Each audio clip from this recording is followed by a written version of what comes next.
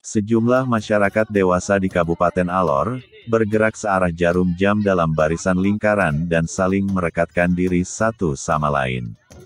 Mereka sedang menari lego-lego. Tarian ini dilakukan untuk menyambut keluarga muslim yang dianggap sebagai tuan rumah gereja di Taramana, Kabupaten Alor, Provinsi Nusa Tenggara Timur.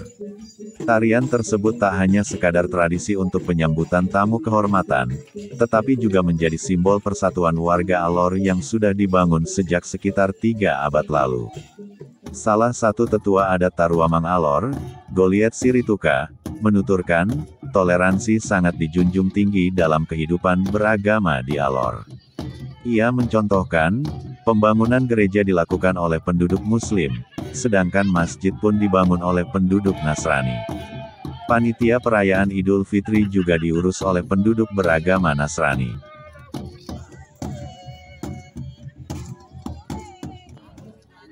Lalu ketika Natal tiba, penduduk Muslim mengurus persiapan perayaan Natal. Silaturahim kami tidak mengenal perbedaan agama, ujar Goliet. Goliet mengisahkan, Islam datang di Alor sekitar akhir abad ke-18. Islam dibawa oleh para pedagang dari Ternate, Maluku Utara. Komunitas Islam pertama di Alor mendiami pantai Makassar yang berada di desa Alor kecil. Sementara itu, berdasarkan data sejarah yang tertulis di situs resmi pemerintah Kabupaten Alor, agama Nasrani hadir pada 1908 yang dibawa oleh seorang pendeta Jerman bernama D.S. William Beck. Pembaptisan pertama rakyat Alor dilakukan di wilayah Dulolong. Kala itu, dua tetua Alor, yaitu Lambertus Moata dan Umar Watang Nampira, hadir dalam pembaptisan itu. Lambertus kemudian menjadi pendeta pribumi pertama di daerah itu.